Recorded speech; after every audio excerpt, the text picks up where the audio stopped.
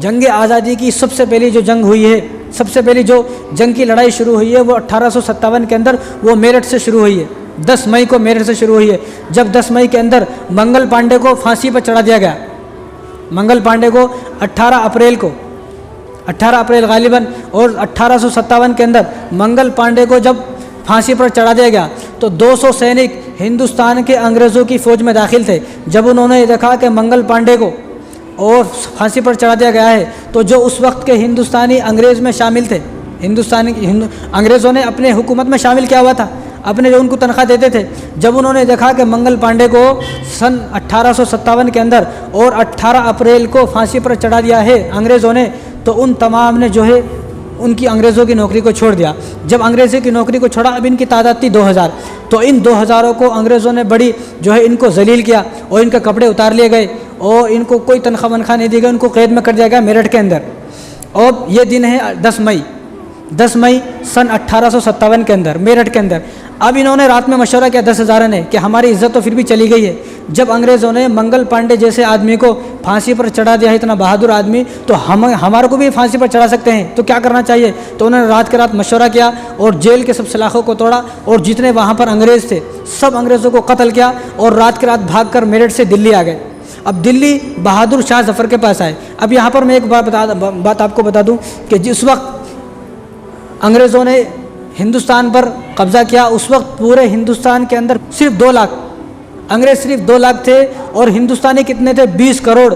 2 लाख अंग्रेज़ों ने 20 करोड़ लोगों पर हुकूमत की है।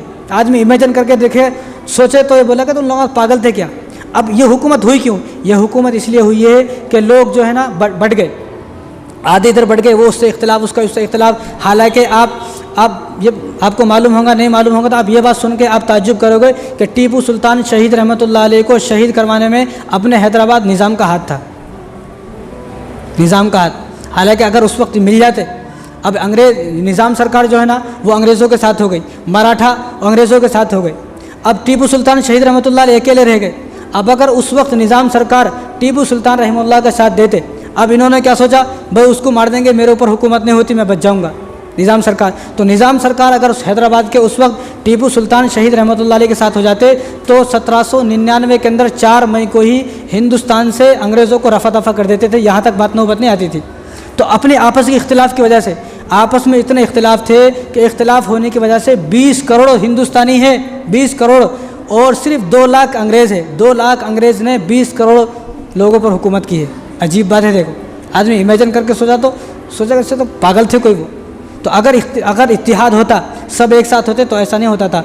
लेकिन ये जब रात को मेरठ से भागकर बहादुर शाह जफ़र दिल्ली आ गए 10 मई को, जब दिल्ली आए तो बहादुर शाह जफ़र ने इनको पनाह दी। जब बहादुर शाह जफ़र ने इनको पनाह दी तो सन 1858 के अंदर अंग्रेज़ों ने बहादुर शाह जफ़र को भी गिरफ़्तार कर लिया आपके 4 बेटों के साथ, और गिरफ़्तार कर रंगून की जेल में भेज दिया। तो रंगून के अंदर भेज दिया। तो वहाँ पर जब आपको खाने का टाइम हुआ, आपने अंग्रेज़ों से कहा कि खाने का टाइम हुआ है, तो बहादुर शाह जफ़र को अंग्रेज़ काल कोठरी में बंद कर दिया। तो जब खाने का वक्त हुआ तो आपके एक बेटे को लिया, एक बेटे को सर को काटा और उस सर को काट कर एक तश्त में रखा, प्लेट में रखा, और यूँ अंग्रेज़ ने जाके देखो ये आपका खाना है, खा लो। जब बहादुर शाह जफ़र ने उसको हटाया तो देखा कि उसके बेटे का सर था।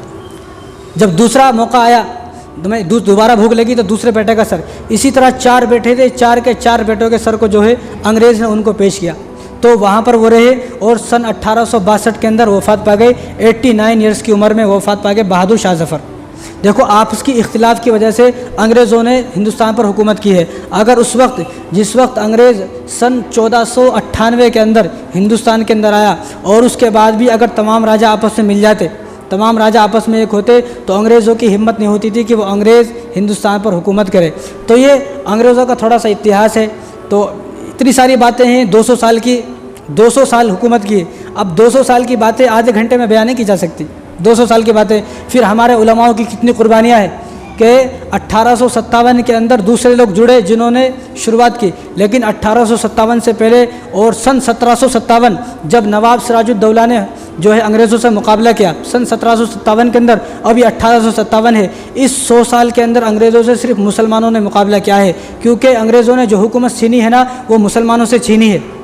गैर मुस्लिमों से नहीं। जब अंग्रेज़ों ने हुकूमत मुसलमानों से छीनी है तो मुसलमान ही तो पहले जंग करेंगे, मुसलमान ही तो पहले मैदान में आएंगे।